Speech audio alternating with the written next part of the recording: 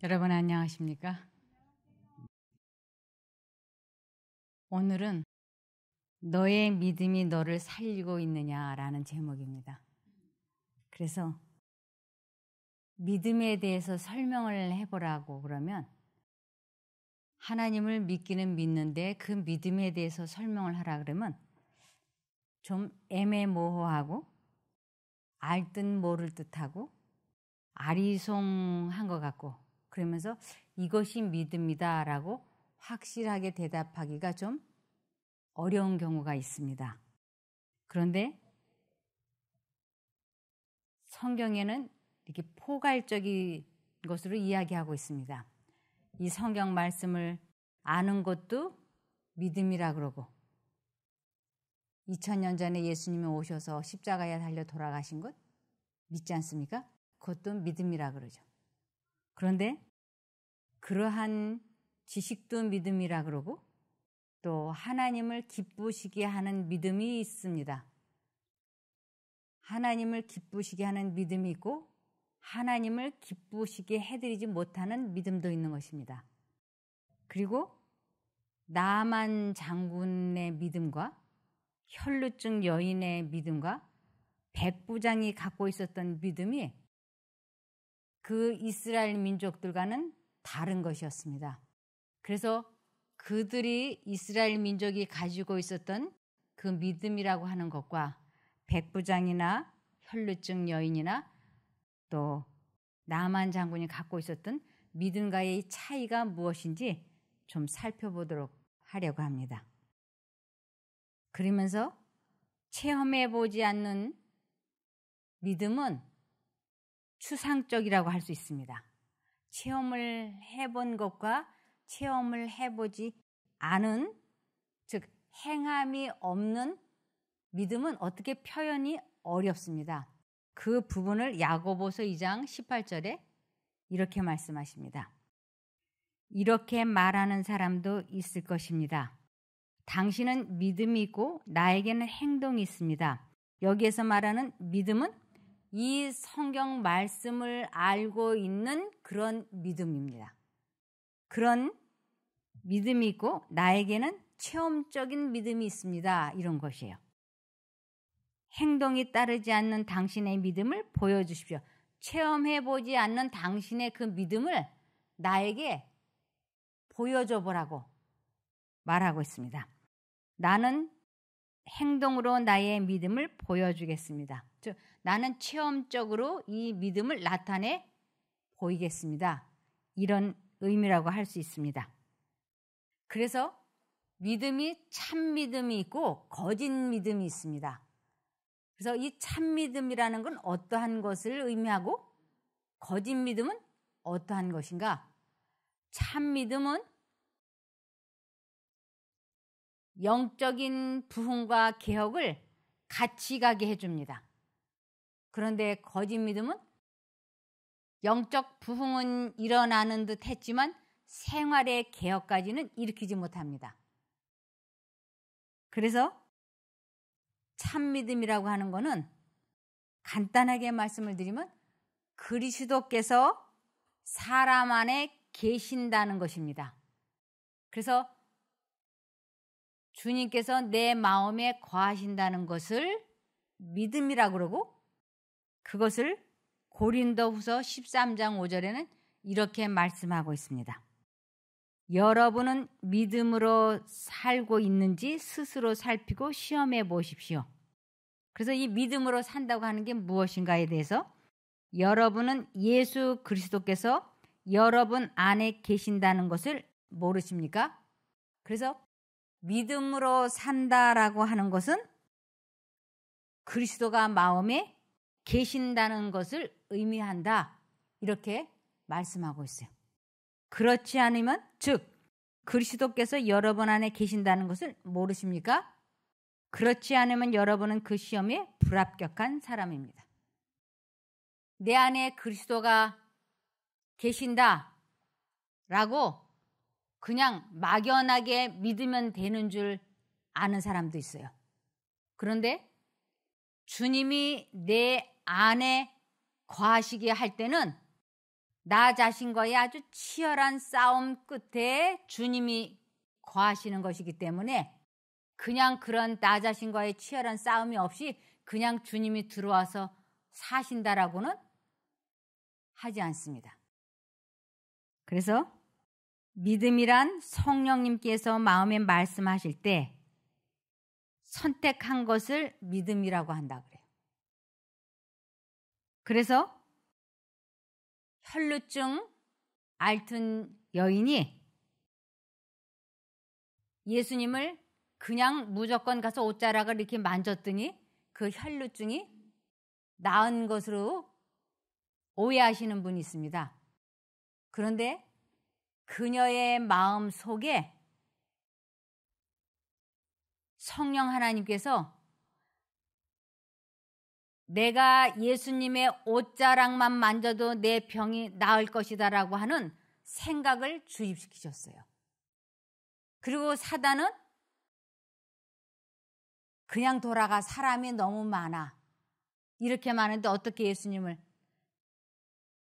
만진다고 낫겠어? 이렇게 두 생각이 그 마음속에 막 치열할 때 그 여인이 하나님의 성령의 음성에 순종을 해서 그 예수님의 옷자락을 붙잡은 것을 믿음이다라고 말씀을 하고 있습니다. 그래서 예수님이 너의 그 믿음이 너를 회복시켰다라고 말씀을 하세요. 여기 보시면 예수는 그녀의 고통스러운 몸을 치료해 준 것은 미신적인 만짐이 아니라 믿음임을 여인이 이해하기를 원하였다. 사람들이 예수를 미신적인 두려움을 가지고 대하도록 허락한다면 그가 기적을 행한 바로 그 목적을 회방하는 것이었다. 치유를 가져다 준 것은 믿음 때문이라는 예수의 공적인 승인은 치유가 마술을 통하여 일어난다고 하는 소문을 효과적으로 배제할 것이었다. 이 여인의 믿음이 아무리 불완전한 것이었을지라도 그것은 하나님의 뜻과 방법에 대한 제한된 지식과 이해에 비례하는 순수한 믿음이었다. 그래서 콘센트에 플러그를 꼽으면 즉시 전기가 통합니다. 그것처럼 예수님은 콘센트와 같은 거예요. 우리는 플러그인 것이에요. 그래서 나의 선택력이 예수님을 선택하는 순간 콘센트이신 예수님에게 내가 꽂히는 순간 전기가 통하듯이 그분으로부터 능력이 나에게로 곧바로 들어온다고 하는 것입니다. 그것을 이 여인이 체험하게 된 거예요. 그래서 콘센트에는 아무 문제가 없어요. 플러그가 꽂히느냐 꽂히지 않느냐 하는 것이지 예수님에게는 누구든지 어떤 플러그든지 꽂히기만 하면 전기는 통하게 되어 있는 것입니다. 누가복음 8장 45절입니다. 예수께서 이르시되 내게 손을 댄 자가 누구냐 하시니 다 아니라 할 때에 베드로가 이르되 주여 무리가 밀려들어 미나이다. 예수께서 이르시되 내게 손을 댄 자가 있도다. 이는 내게서 능력이 나간 줄 알미로다.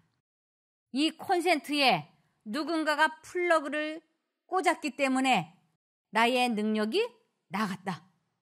그게 누구냐? 사실 예수님은 처음부터 끝까지 이 여자에 대해서 누가 플러그를 지금 자기에게 꽂는지 다 아셨어요.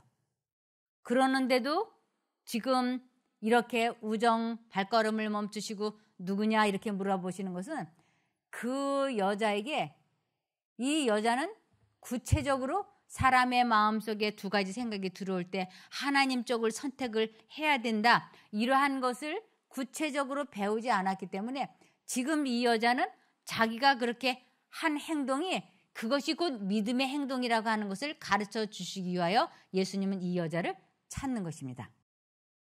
그래서 47절에 여자가 스스로 숨기지 못할 줄 알고 떨며 나와 엎드려 그 손댄 이유와 곧 나은 것을 모든 사람 앞에서 말하니 예수께서 이르시되 딸아 내 믿음이 너를 구원하였으니 평안히 가라 하시더라. 지금 내가 그렇게 한 행동이 내 마음에 예수님의 옷자락만 만져도 병이 나을 것 같다라고 하는 그 생각은 성령의 음성이었고, 그 성령의 음성을 선택해서 내가 그렇게 한 행동이 그것이 곧 믿음이야. 그 믿음이 너를 병에서 구원하였으니 평안히 가라. 그러면서 그 여자는 앞으로 그런 식으로 계속 믿음의 생활을 살면 건강을 계속 유지할 수 있게 되는 것입니다. 그래서 믿음을 활용하라라는 말씀이 있어요. 믿음을 활용하라. 이것은 계속 하나님을 선택하라, 이런 것이에요. 믿느냐? 그들 편에서 믿음을 활용하지 않는 한 그리스도는 그들을 대신해서 능력을 발휘할 수는 없을 것이다. 그 여자가 예수님에게 콘센트에 플러그를 꽂지 않는 이상은 예수님이 플러그 역할까지 해서 그 여자를 고쳐줄 수는 없는 거다. 왜냐하면 자유의지라는 게 있기 때문에 예수님에게 반드시 플러그를 꽂아야만이 능력이 나가게 된다고 하는 것입니다. 그래서 그들 편에서 믿음을 활용하지 않는 한 그리스도는 그들을 대신해서 능력을 발휘할 수는 없을 것이다. 육신적이든 영적이든 복이 주어지고 받으려면 사람의 믿음이 하나님의 능력과 만나고 연합되도록 분기하여야 한다. 분기되어야 한다고 하는 것은 활용되어야 한다, 선택되어야 된다 하는 것입니다. 그래서 히브리서 11장 6절을 보시면 이렇습니다. 믿음이 없이는 하나님을 기쁘시게 할 수 없습니다. 어떤 믿음이 우리 하나님을 기쁘시게 해드리는가? 하나님을 기쁘시게 해드린다고 하는 것은 순종을 할 때 하나님이 기뻐하시는 것이에요. 순종을 할 때. 부모가 가장 기뻐할 때가 언젠가? 자식이 부모 뜻에 따라줄 때, 순종할 때 그 부모가 기쁘지 않습니까? 그래서 우리가 하나님을 기쁘시게 해드리는 믿음은 하나님께서 우리 마음에 말씀을 하실 때 그분의 뜻에 굴복하고 순종하는 것을 하나님을 기쁘시게 해드린다라고 하는 것입니다. 그래서 그러한 믿음이 없이는 하나님을 기쁘시게 할 수 없습니다.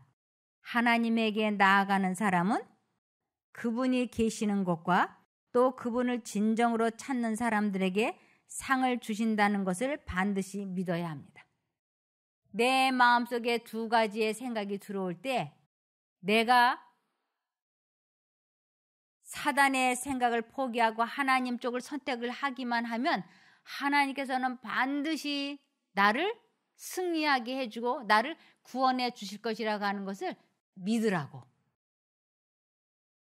그러면 틀림없이 된다고 하는 것입니다. 그래서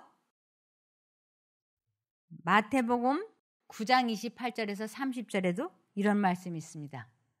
예수님이 집 안으로 들어가시자 소경들이 예수님께 나왔다. 예수님이 그들에게 너희는 내가 이 일을 할 수 있으리라고 믿느냐 하고 물으시자 그들은 예, 주님 우리가 믿습니다 하고 대답하였다. 이 소경들이 예수님에게 나올 때 이들이 자기 발로 이렇게 걸어온 것 같지만 성령님께서 그들 마음에 강력하게 역사했기 때문에 그들이 예수님 앞에까지 올 수 있었던 것이에요.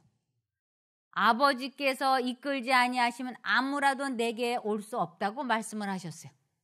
그러니까 그들의 마음에 두 가지 생각이 언제나 있었던 것입니다. 예수님에게 나가서 눈을 고쳐달라고 하면 그분이 고쳐주실 것이다 하고 성령 하나님께서 그들을 이끄셨고 사단은 고치기는 뭘 고쳐? 못 고쳐. 가기는 뭘 가. 이 두 생각이 있을 때 그들은 하나님 음성을 이것이 지금 하나님의 음성이라고 하는 것도 모르지만 그들은 그쪽을 선택을 해서 예수님 앞에 나왔고 그래서 예수님께서 너희가 내가 이걸 고쳐줄 것을 믿느냐 했을 때 그 성령의 이끄심으로 이 앞에까지 나왔기 때문에 그들이 믿는다고 하고 대답을 할 수 있었던 것입니다. 그러자 주님께서는 너의 선택한 대로, 너의 믿음대로 될 것이다 라고 했습니다.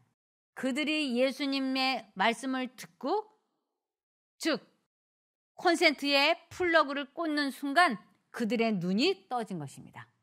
그래서 주님께서는 너희 믿음대로 되라고 말씀하셨습니다. 29절에 그때 예수님이 그들의 눈을 만지시며 너희 믿음대로 되어라 하셨다. 그러자 소경들은 눈을 떴다. 그래서 어떤 믿음이 사람을 살려주고 치료해 주는가? 우리 모두는 그것이 궁금하지 않습니까? 그래서 어떤 믿음, 어떻게 하는 것이 나를 살려주는 믿음인가? 거기에 대해서 예수님께서는 이렇게 말씀하셨습니다. 내가 하는 말이 너희 안에 있다면, 내가 한 말을 너희가 선택한다면, 너희 마음속에 간직한다면 그대로 이루어질 것이다 하고 말씀하셨어요. 이것을 요한복음 15장 7절에 너희가 내 안에 거하고 내 말이 너희 안에 거하면 무엇이든지 원하는 대로 구하라. 그리하면 이루리라. 내가 너희에게 너희 마음에 말한 것을 선택만 하면 틀림없이 그 말은 현실이 될 것이다 하고 말씀을 하시는 것이에요. 그것을 실제적으로 하나님의 음성을 선택을 해서 그 하나님의 말씀이 현실이 되어지는 것을 체험해 보는 것을 산 믿음이라고 하는 것입니다. 그런데 사람 마음속에 두 가지 생각이 들어올 때 하나님 생각을 거절하는 것을 하나님께서는 너희가 나를 죽인다라고 말씀을 하셨어요. 또 반대로 사단이 하는 말을 내가 거절하는 것을 내 자아가 죽었다라고 하고 내가 죽었다라고 얘기를 해요. 그러니까 우리는 둘 중에 하나는 살리고 죽여야지 돼.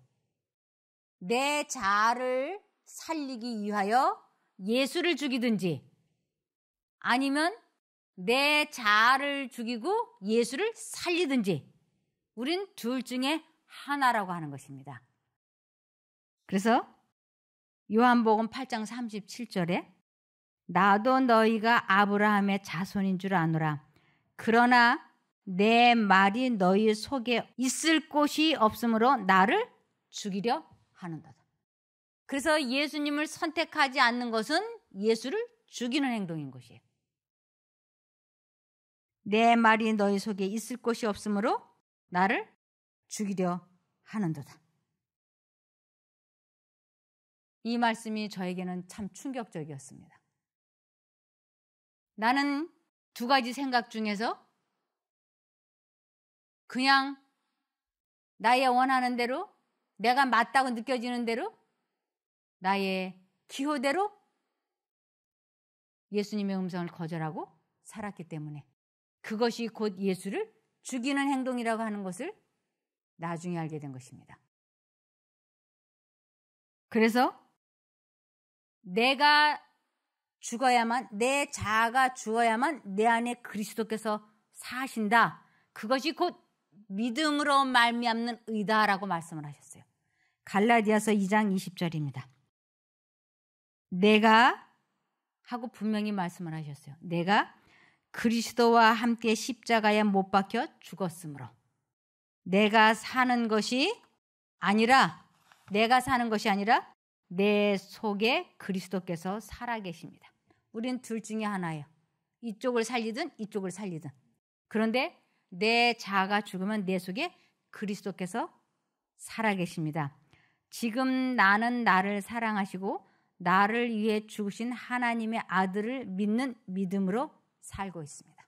그래서 내 안에 나는 죽고 내 안에 그리스도가 계신 것을 참 믿음이라 그러고 그 믿음으로 우리는 살아야 된다라고 하는 것입니다. 이것을 자기를 부인하고 자신을 포기하고 자신의 의지를 그리스도에게 굴복시키고 이제부터는 자신보다는 그리스도를 위해 살라는 의미이다 라고 말씀을 하십니다.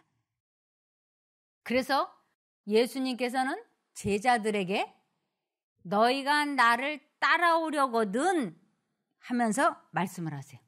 마태복음 16장 24절에 그때에 예수께서 자기 제자들에게 말씀하셨다. 누구든지 나를 따라오려거든 자기를 부인하고 자아 희생을 하고 자아 포기를 하고 자기 십자가를 지고 나를 따르도록 하여라. 그래서 자아를 포기하지 않고서는 우리는 예수님을 절대로 따라갈 수 없다고 하는 것입니다. 그래서 내 말을 너희 마음속에 있게 하면 나는 내 안에 있어서 살게 될 것이다. 이것을 요한계시록 3장 20절에 이렇게 말씀하셨습니다. 보라, 내가 문 앞에 서서 계속 문을 두드리고 있다. 만일 누구든지 내 음성을 듣고 문을 열면, 이 문을 연다라고 하는 것은 선택하면 하는 것이죠. 받아들이면, 내 말을 너희가 받아들이면, 선택하면 나는 그에게 들어가 그와 함께 먹고 그도 나와 함께 먹게 될 것이다. 우리가 하나님의 말씀이 내 마음에 들려올 때 선택하는 것을 내가 너에게 들어갔다 라고 말씀을 하시는 것이에요. 그래서 요한복음 10장 27절에 내 양들은 내 음성을 알아듣는다 그랬어요. 내 양들은 내 음성을 알아듣는다. 그러면서 나는 내 양들을 알고 그들은 나를 따라온다. 그래서 하나님의 음성을 알아듣고 그분의 말씀을 선택하는 사람들은 하나님의 양이며 계속 그분이 이끄시는 대로 어디든지 따라가는 자들이라고 하는 것입니다. 그래서 내 말을 너희 안에 거하게 하면 내가 모든 것을 더해 주시겠다고 약속한 것이 곧 마태복음 6장 33절이에요. 너희는 먼저 최우선적으로 그의 나라와 그의 의를 구하라. 그리하면 이 모든 것을 너희에게 더하시리라. 그의 나라와 그의 의를 구한다라고 하는 것이 곧 예수님의 말씀을 내 마음에 선택하는 것을 의미하는 것이에요. 그래서 예수님은 왕 중의 왕이세요. 그분을 내 마음에 모시면 나는 그분의 나라가 되고 그분의 백성이 되는 것이에요. 그분이 계신 곳을 은혜의 왕국이라 그러죠. 그래서 내 마음이 은혜의 왕국이 되고 나는 그분의 백성이 되고 그것을 내 말을 너희 안에 두라고 말씀하시는 것입니다. 이것을 이사야 51장 7절에 이렇게 말씀하십니다. 의를 아는 자들아. 그래서 의를 아는 자들아. 그래서 하나님의 품성, 하나님을 아는 자들아. 그 마음속에 내 율법이 있는 백성들아. 그 마음속에 내 율법이 있는 백성. 즉 하나님의 말씀은 이것도 말씀이라 그러고 하나님께서 내 마음의 생각을 주입을 시키시는 것도 말씀이라 그래요. 이것도 말씀이라고 십계명도 말씀인 거예요. 그래서 내 마음에 예수님을 모시는 것을, 예수님의 말을 내 마음에 두는 것을 그 마음속에 내 율법이 있는 백성들아 라고 하는 것입니다. 그래서 내 말을 들어라. 너희는 사람의 비난을 두려워하지 말고 그들의 욕설에 실망하지 마라. 이 세상에서 누가 뭐라 그래도 거기에 신경 쓰지 마라. 가장 중요한 것은 너희 마음속에 율법을 간직하라. 저 하나님의 말을 마음에 두라. 이런 의미라고 할 수 있는 것입니다. 그래서 내 말이 너희 안에 있게 됐다고 하는 것은 너와 내가 하나가 된 것이고 내가 너와 함께 있는 것이기 때문에 그렇게 되면 두려워할 것이 아무것도 없다. 왜냐하면 내 마음속에 있는 나의 말이 너를 보호해 줄 거니까. 그래서 이사야 41장 10절에 두려워 말라.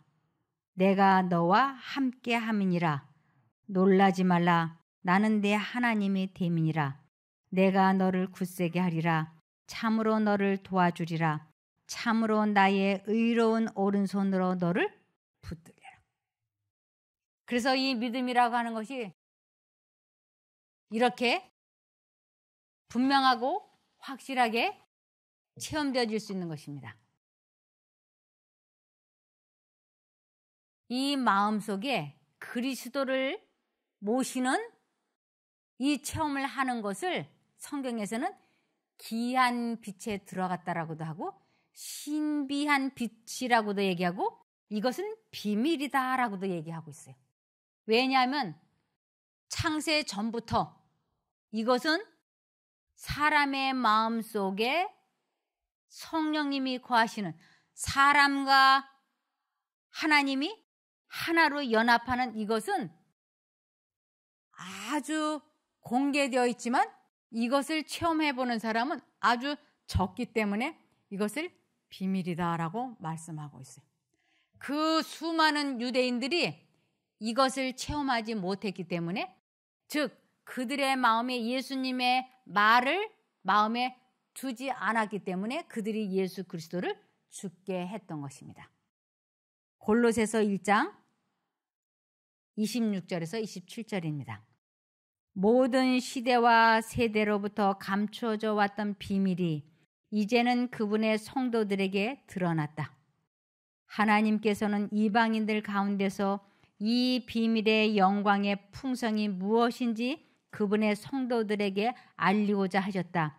이 비밀은 너희 안에 계신 그리스도 곧 영광의 소망이시다. 마음에 그리스도를 모시는 것, 이 비밀을 아는 것, 이거는 참 믿음이고 이것은 굉장히 중요한 것입니다. 그래서 로마서 1장 17절에는 복음에는 하나님의 의가 나타나서 믿음으로 믿음에 이르게 하나니 기록된 바 오직 의인은 믿음으로 말미암아 살리라 함과 같으니라. 내가 무엇을 고행을 하고 수고를 하고 무엇을 많이 바치고 해서 구원을 이루는 것이 아니고 지속적으로 하나님께서 마음에 말씀하시면 선택하고 또 말씀하시면 선택하고 그래서 죄의 유혹에서 해방이 되고 질병에서 해방이 되고 이러한 것을 계속 해 나가는 것을 믿음에서 믿음으로 나아간다고 하는 것입니다. 우리들에게 이러한 참 믿음이 있기를 소망하고 오늘은 이만 말씀을 마치고자 합니다. 감사합니다.